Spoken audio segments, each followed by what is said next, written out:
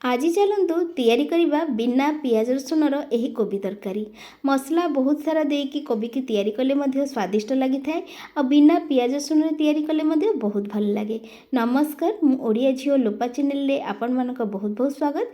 एबे जाई जदि चैनल को सब्सक्राइब करना हदी सब्सक्राइब करी मते सपोर्ट करंतु। बिना पियाज रसुणर यही कोबी तरकारी आपण ओसा बार व्रत रे मध्य खाई परिवे। तापई कौन कौन मसला नहीं देखिबा। मसला रे नहीं गोटा धनिया, जीरा, अदा, सुखिला लंका चीनी 4टी, तेजपत्र अलैच नहीं 2टी, गोटे बड़ टमाटर नहीं, दालचीनी नहीं छोट छोट टुकड़ा 2-3टी, आउ किछि गोलमरीच नहीं।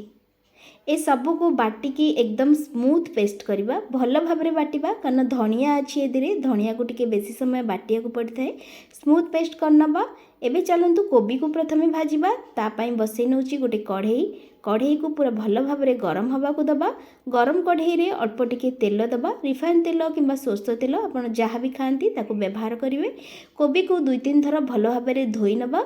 धोइला परे ताको पैन रे पकेबा आ हाई फ्लेम रे ताको भाजिबा। हाई फ्लेम रे भाजिबा द्वारा कोबी आमर बेसी सॉफ्ट हुएनी आउ क्रंची टाइप रो टेस्ट आसे। कोबी के जदि स्लो फ्लेम रे भाजिबा ताहले कोबी बहुत जल्दी सीझी जाए, जोटा कि बहुत जल्दी नरम हो जिवो, खाइबा पई बिल्कुल भी भल लागेनी। सेति पई हाई फ्लेम रे भाजिबा ताकि कोबी गोटा गोटा बड़ बड़ हेकी फुल्लो टाइप रो रहिबो।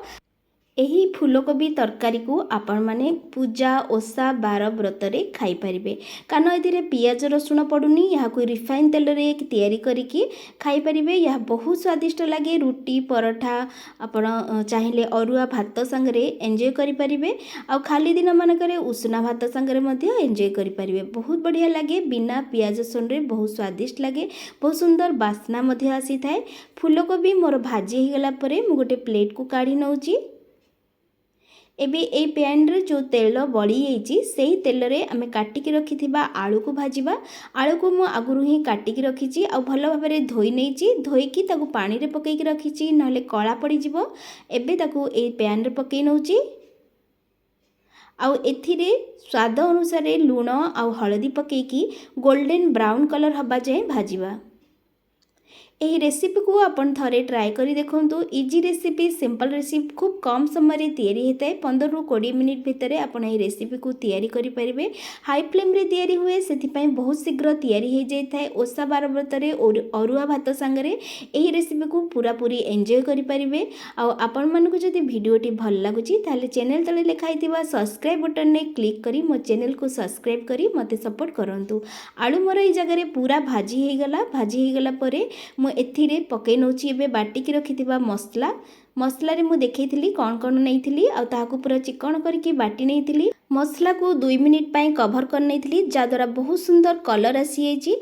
एथिरे काश्मीरी लाल मिर्च पकेबार किछि आवश्यक पड़ेनी कारण एथिरे जो लंका नैथिली मु सुखिला लंका आ टमाटर ता द्वारा ही बहुत बढ़िया कलर आसी जाय थाए।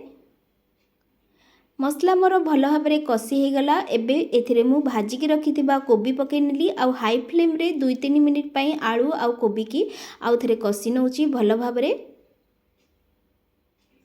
बहुत बढ़िया किना कषि नेला परे एथिरे कोबी आउ आलू बुड़ीकी रहिला भलिया पानी दबा। बेसी पानी दबानी जेमती कोबी आउ आलू केवल टिके बुड़ीकी रहबा। आलू मध्य मोर सीझी जाइए मु चेक कर नेली। एमिति जेतेबेले भी रेसिपी तैयारी करिवे आपण खड़िका सहायता रे आलू को चेक कर नेबे सीझी कि नहीं।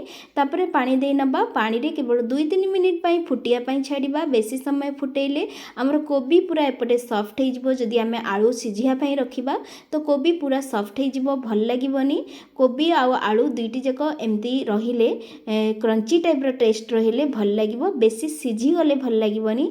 2 मिनिट कवर कर नेली। तापरे गैस फ्लेम को पूरा ऑफ करके छाड़ नेली। टिके ठंडा हैला परे काढ़ी की देखिबा कवर। कोबी तरकारी पूरा पूरी रेडी हो जाइए आ बहुत सुंदर बास्ना आसुची। एही रेसिपी को थरे आपण पूजा ओसा बार व्रत रे तैयारी करी खाई देखंतु। बहुत बढ़िया लागिबो आ खूब कम सामग्री रे खूब कम समय रे मध्य या तैयारी हेची। तेबे रेसिपी को तैयारी करंतु। कमेंट बॉक्स रे कमेंट करी मो संगे शेयर करंतु। रहिली, धन्यवाद।